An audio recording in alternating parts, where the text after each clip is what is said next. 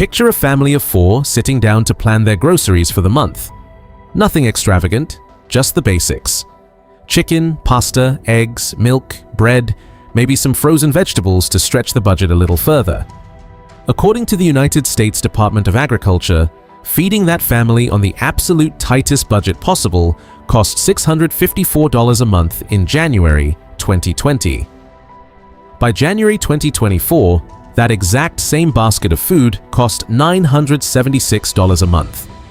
That is an extra $322 every single month, nearly $3,900 vanishing from that family's budget every year, just to eat at the same level they were eating 4 years before. Most people hear the word inflation and picture an economic abstraction, something that lives in a spreadsheet at the Federal Reserve. But this number does not live in a spreadsheet. It lives in the moment you look at your grocery receipt, do the mental math, and feel something shift in your chest. The prices climbed, the portions shrank, and the companies responsible had a very specific explanation ready for you. The question this video is going to answer is a simple one. How much of what happened to your grocery bill was genuinely unavoidable, and how much of it was a choice that someone else made for you? Before this video makes its central argument, it needs to make a different one first, because fairness matters, and the story of grocery prices is not a simple story of corporate villains operating in a frictionless world. The cost pressures that food companies faced between 2020 and 2023 were genuinely severe, and dismissing them entirely would be both dishonest and wrong. By the end of 2022, more than 43 million egg-laying hens had been lost to avian influenza or emergency depopulation since the outbreak began in February of that year. Egg inventories fell 29% below their January levels by December. Rebuilding a laying flock takes the better part of a year because biology does not move on a corporate timeline. That supply shock was real, and it was severe. Then came the war in Ukraine, which the global food system was not remotely prepared for.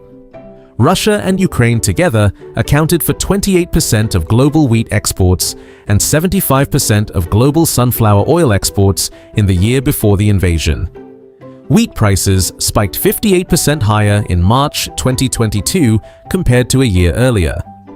Bread, pasta, cooking oil, cereal, and virtually every baked product on a grocery shelf felt that shock ripple through their production costs within months.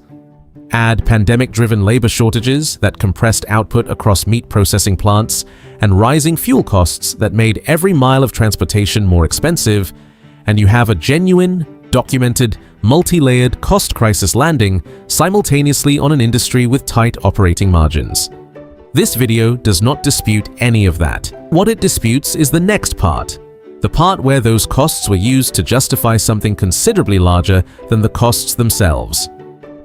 There is a simple test that anyone can apply to figure out whether a price increase is cost-driven or profit-driven, and it does not require an economics degree.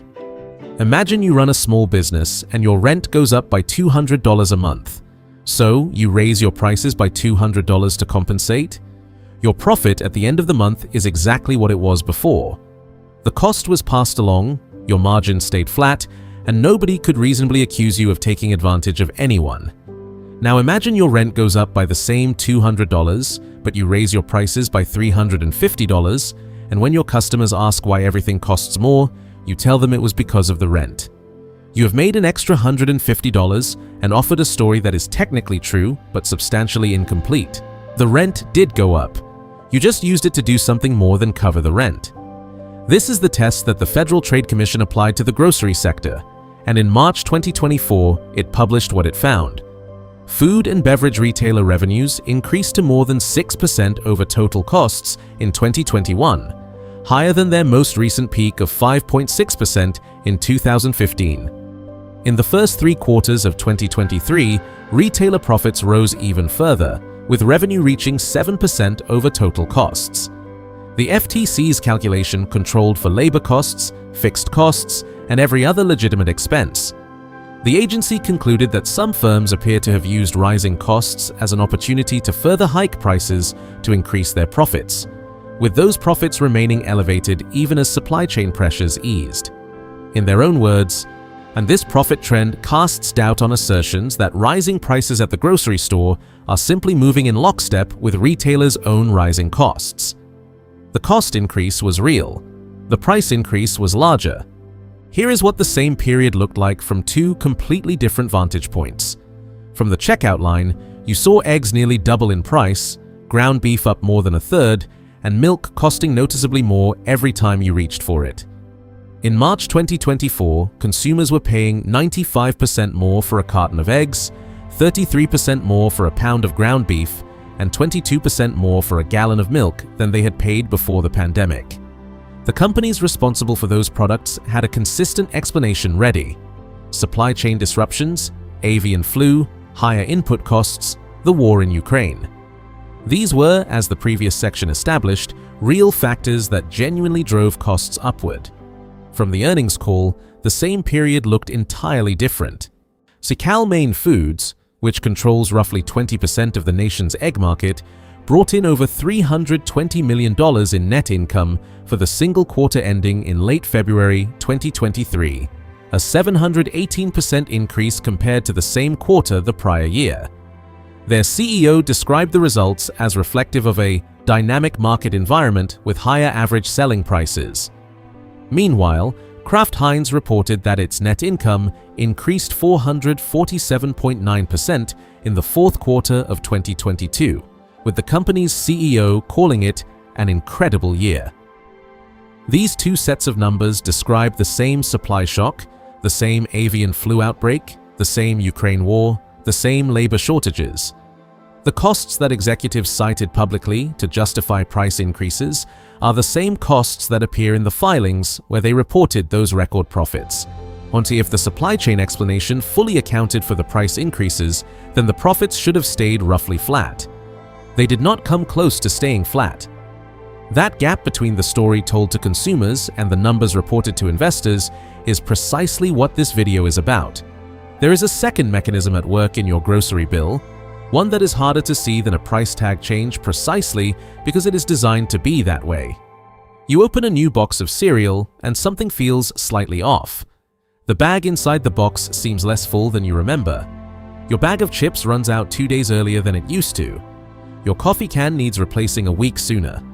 You assume you are just using more or misremembering, or that things always felt this way. You are probably not misremembering. About 1/3 of roughly 100 common consumer products tracked by LendingTree have shrunk in size or quantity since the pandemic, based on a comparison of Walmart prices and product sizes from 2019 and 2020 against 2024 data. The term for this is shrinkflation. The price on the tag stays flat or moves modestly, but the amount inside the package quietly decreases. The effect on your wallet is identical to a price increase, and in some categories, the math is striking. Family-sized Frosted Flakes shrank from 24 ounces to 21.7 ounces, and that reduction translated into a 40% increase in the per-ounce price consumers were paying. Campbell's Homestyle soup cans lost 2.5 ounces at the same shelf price. Huggies Little Snugglers dropped from 96 diapers per package to 84, while the price held at $29.99. What makes this form of price increase particularly significant is where it shows up, or rather, where it does not. The Government Accountability Office confirmed that shrinkflation had a minimal impact on overall consumer price inflation figures because downsized products made up a small percentage of goods and services tracked in standard inflation measures. The headline number that economists and journalists cite does not fully capture what happened to your per-unit cost. You paid more per ounce, per diaper, per sheet of paper towel, but the official inflation figure said the price was essentially stable. The checkout receipt told the truth. The official statistics told a different story. 9 in 10 American adults say they are concerned about the cost of groceries. That number is striking precisely because it cuts across income levels, age groups, and political affiliations in a way that almost no other issue does. But concern is not the same as consequence, and the consequences of what has happened to food prices over the last several years are distributed in a way that is neither random nor equal. According to USDA data from 2023, households in the lowest income quintile, those earning roughly $16,000 a year after taxes, spent 32.6% of their total income on food. Households in the highest income quintile, earning over $211,000 a year, spent just 8.1%. That is a 4-to-1 gap in how much of a household's resources food consumes before any price increase occurs. When food prices rise by 25% across the board, those two households do not experience the same event. One absorbs an inconvenience and perhaps cuts back on dining out.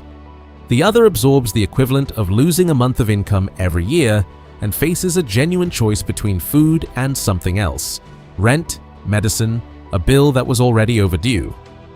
In 2024, nearly 1 in 7 American households, roughly 18.3 million, reported being food insecure at some point during the year, meaning they could not reliably afford enough food for all their members. These are not households that switched to store-brand cereal and moved on.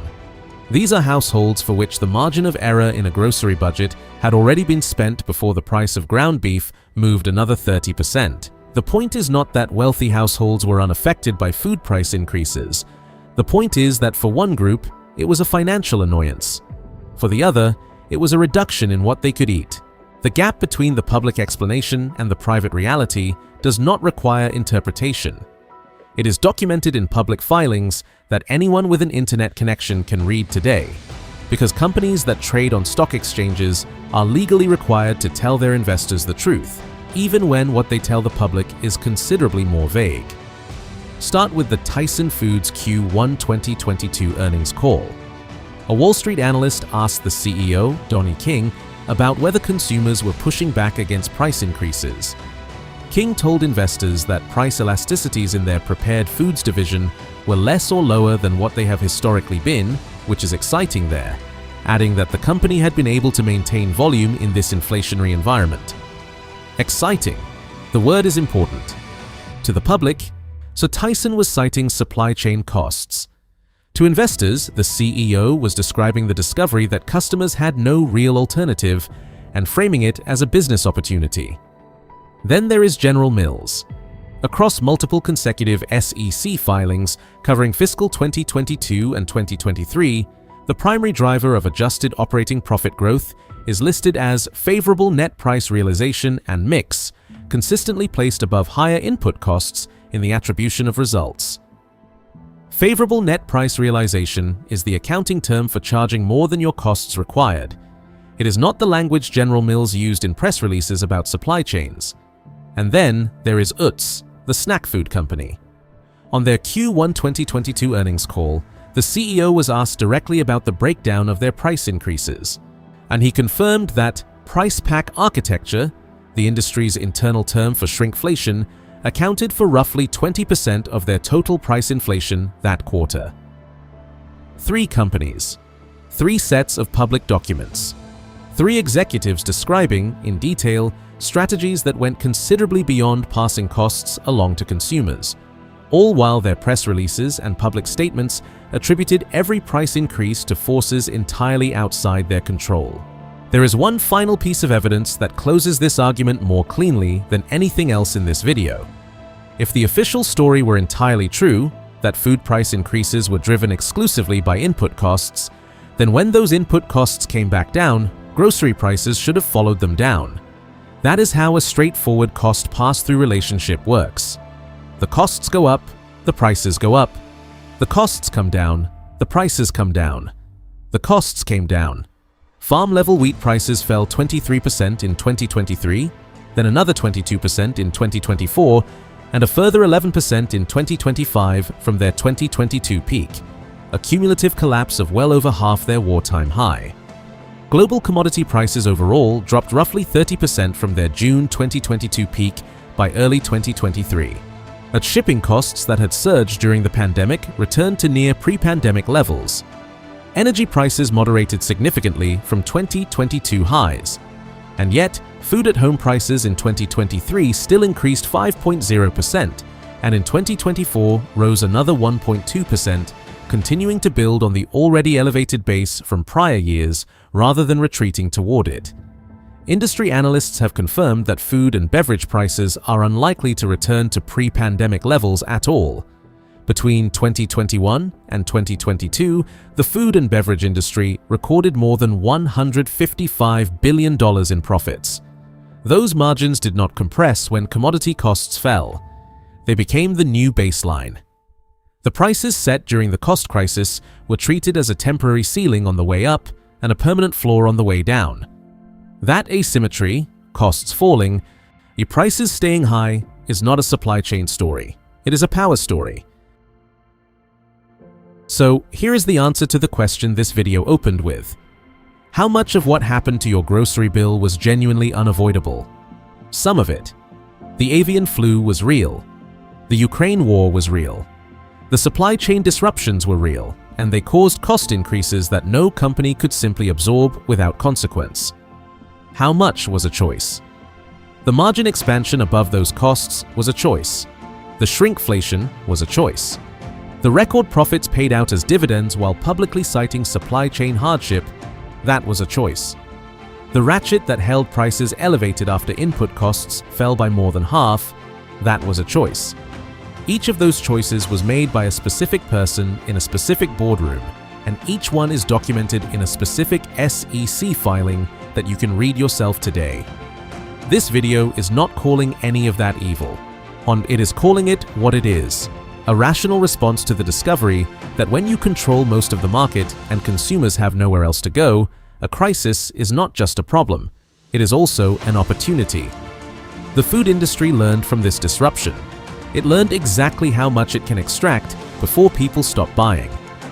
The next supply shock, drought, disease, conflict, whatever form it takes, will be navigated by companies that now have that knowledge and an even more consolidated market to operate in.